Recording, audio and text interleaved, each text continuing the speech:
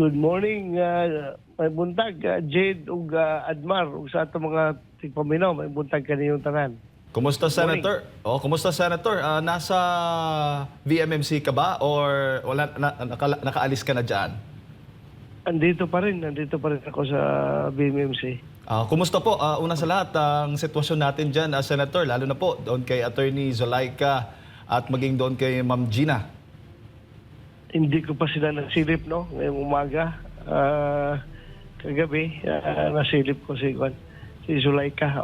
Medyo okay naman siya, nakahiga lang siya.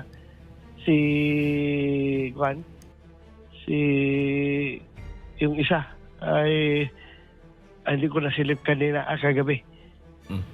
Well, Senator, dahil nga sentro ngayon ng usapin itong mga pahayag ni Vice President Sara Duterte patungkol patungkol dito sa pamahalaan at maging doon sa kasalukuyang namumuno dito nga sa ating bansa. Sa tingin mo ba, Senator, may mali ba sa pahayag na ginawa ni Vice President Sara Duterte? Kaugnay po dito sa kill statement, kumbaga yung revenge plot na sinasabi. Klaro naman na conditional yung pagkasabi. Kung patayin ninyo ako, ipapatay ko kayo. Di ba? Ganoon naman yung pagkasabi. Very conditional. So, nasaan ang threat ngayon dyan? Magkakaroon kayo ng threat kapag pinatay nyo ako. Pero kung hindi nyo ako pinapatay, walang threat sa inyo. Dahil hindi ko man kayo ipapatay kung hindi nyo ako pinatay.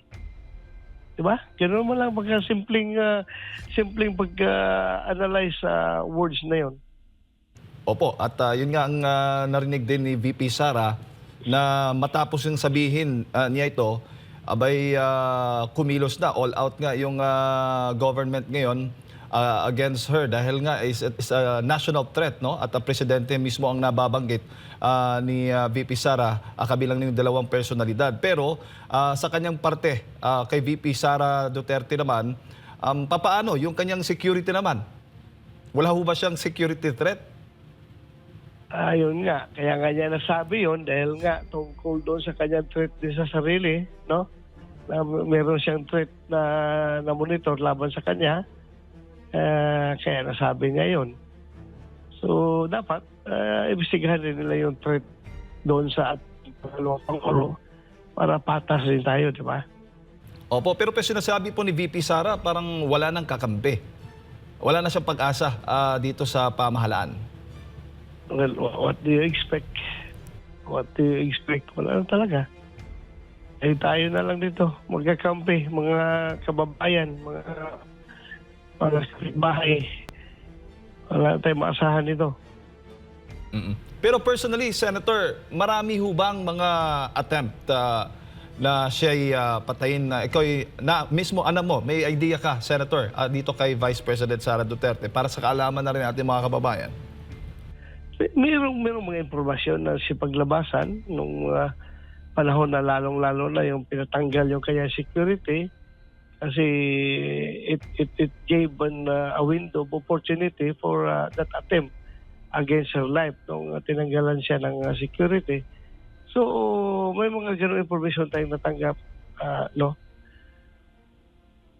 Opo, at may mga lumalabas din po mga impormasyon na ngayon ay may balak na tanggalin. Hindi ko lang alam kung natanggal na o may balak pang tanggalin itong kanyang mga security group, Senator. Yun nga, kaya nga hindi ko iniiwan ito ngayon dahil nga anytime may balita na tanggalan daw siya ng security. Kung tanggalan siya ng security, wala na siyang kasama. So, andito ako, hindi ko iiwan itong ating kababayan dito. Sasamahan ko ito hanggang sa dulo. Walang iwanan.